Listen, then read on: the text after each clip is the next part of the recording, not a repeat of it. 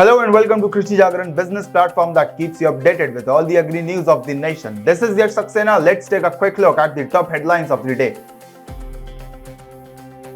PMFAI organizes 17th International Crop Science Conference and Exhibition in UAE. PM Modi inaugurated National Tribal Festival in New Delhi today.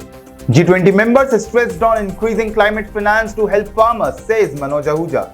Union Cabinet allocates 4,800 crore rupees for Vibrant Villages program to boost rural development. Government is giving poor farmers land to industrialists, says Rakesh Tikait.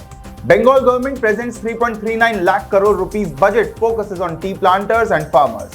India and Chile signs MOU for cooperation in agriculture sector. India-Africa cooperation to bring a new era of sustainable agriculture to the continent. IMD predicts light rainfall in Jammu and Kashmir, says no change in weather pattern for next 5 days.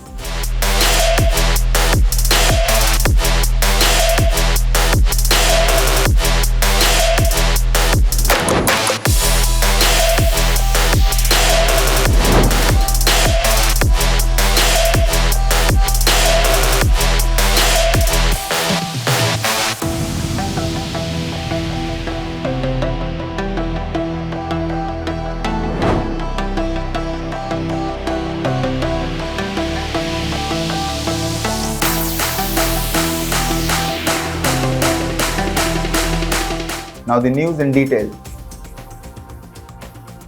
PMFAI organizes India's biggest agri inputs trade show and 17th International Crop Science Conference and Exhibition in UAE.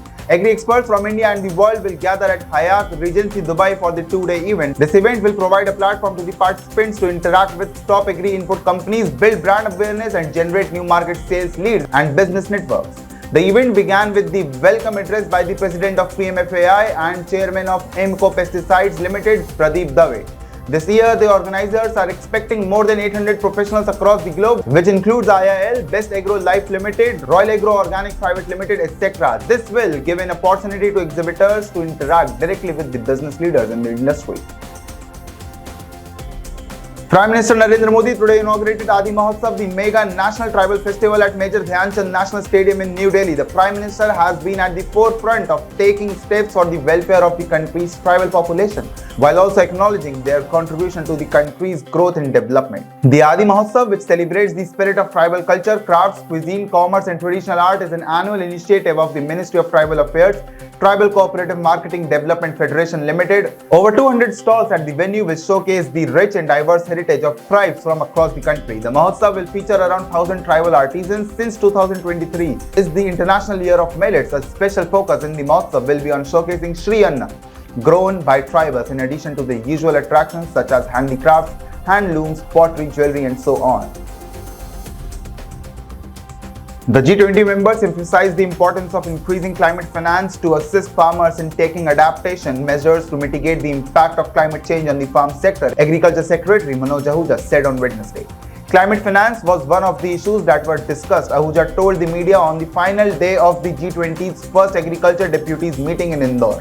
The members felt that an environment for increasing climate financing in terms of financing farmers for adaptation measures was needed. The member countries also proposed incentivizing farmers who practice climate-friendly or green agriculture.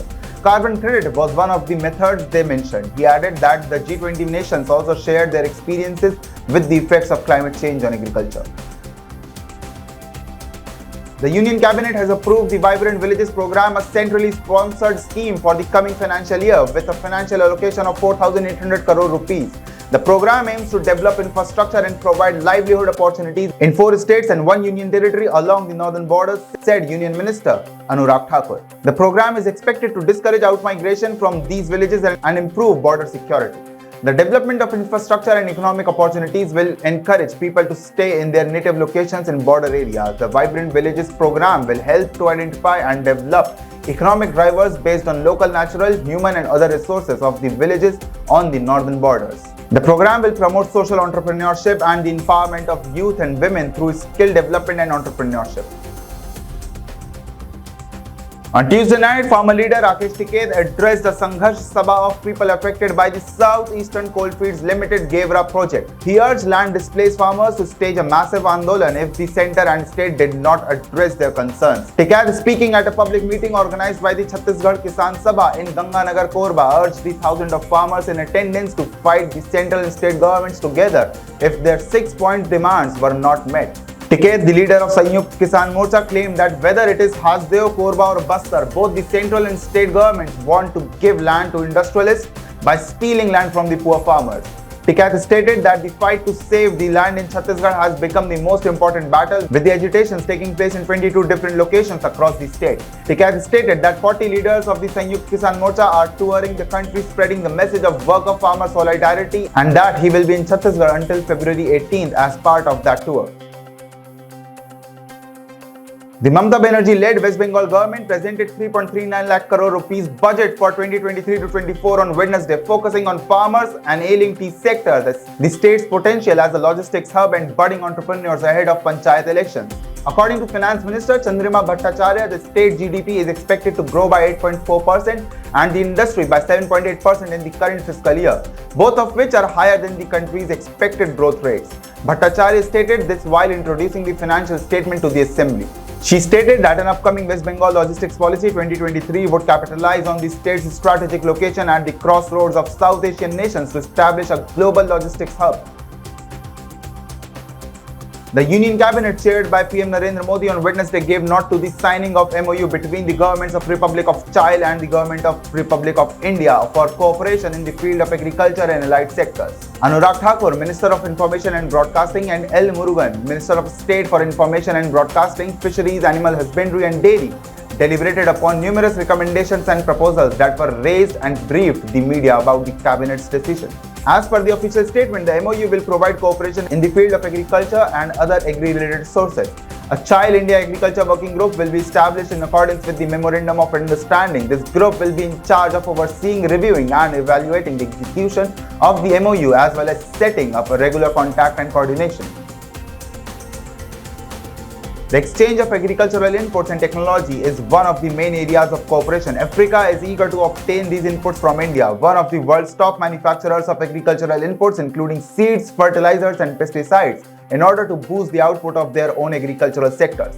With 3 decades of intensive experience in this industry, Parijat Industries India Private Limited is one of the top businesses in this exchange. Having a significant presence in over 70 nations, 6 international offices and unique distribution networks in the places like West Africa, India and Russia. The Parijat group of enterprises provides top-notch goods that are sourced and produced ethically on a global scale. Our company is a knowledge and value-enhancing contributor across the value chain to all the players in the agriculture industry, according to Shivraj Anand, Head of International Marketing and Distribution. For the past 10 years, we have been providing quality, affordable crop protection chemicals to the farmers in West Africa through partnerships. IMD in its latest bulletin said that light to isolated rainfall and snowfall is very likely over Jammu and Kashmir, Ladakh, Gilgit-Baltistan, Muzaffarabad region under the influence of jet streams, wind over the Indian region and fresh western disturbances. Isolated rainfall is expected over Himachal Pradesh, Uttarakhand and adjoining areas in the next few days, according to IMD bulletin. It further said that there will be no significant changes in the weather pattern in the remaining part of the country during the next 5 days. So this was all about the news. For more updates on Agri News, stay tuned with Krishi Jagran Business. This is Yash Saxena signing off.